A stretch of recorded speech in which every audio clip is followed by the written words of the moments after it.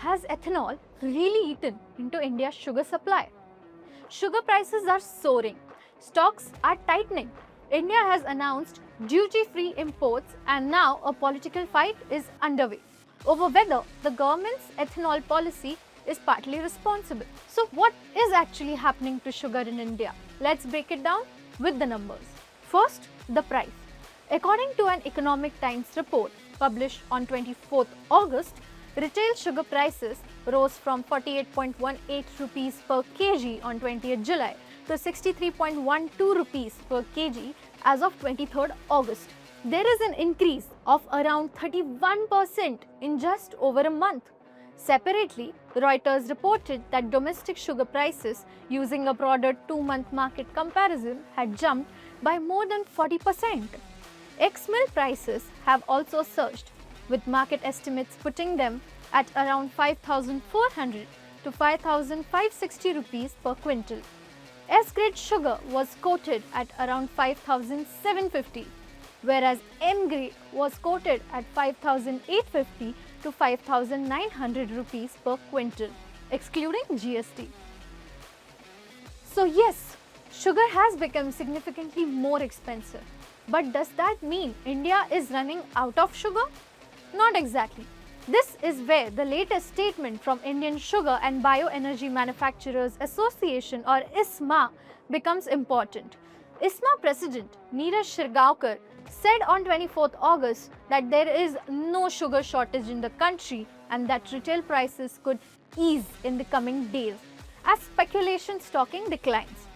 ISMA says mills are likely to have around 35 lakh tons of sugar stocks by the end of September. Once the new crushing season begins around 15th October, mills are expected to produce another 10 to 12 lakh tons in October. October demand is estimated at around 24 to 25 lakh tons. So while stocks are tight, the industry says India is not simply running out of sugar. However, the cushion is smaller than the last year.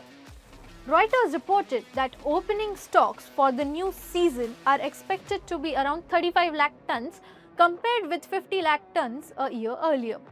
Now comes the big question: ethanol. The opposition, led by Congress President Mallikarjun Kharge, has argued that India faces low sugar stocks and rising prices while the sugarcane and grain are diverted to ethanol for E20 blending.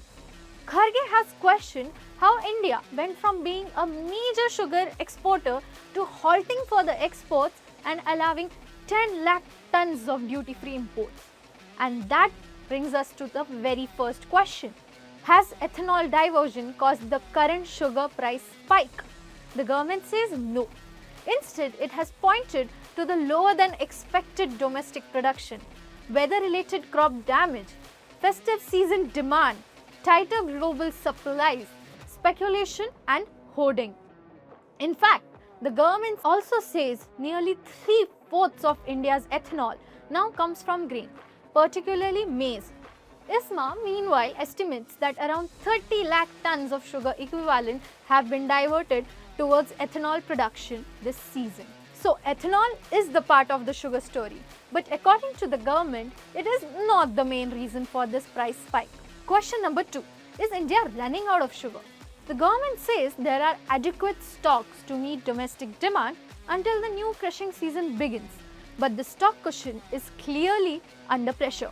The government has now cut its sugar production estimate to around 306 lakh tons, down from the initial estimate of around 343 lakh tons. Government attributed the lower output to red rot and top borer disease in sugarcane, along with waterlogging caused by excess rainfall.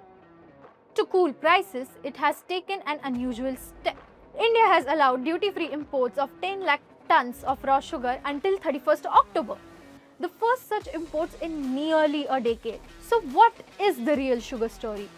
It isn't simply ethanol versus sugar. It is a combination of lower production, weather stress, festive demand, lower stocks, global supply, concerns and speculative stocking. With ethanol becoming the biggest political talking point.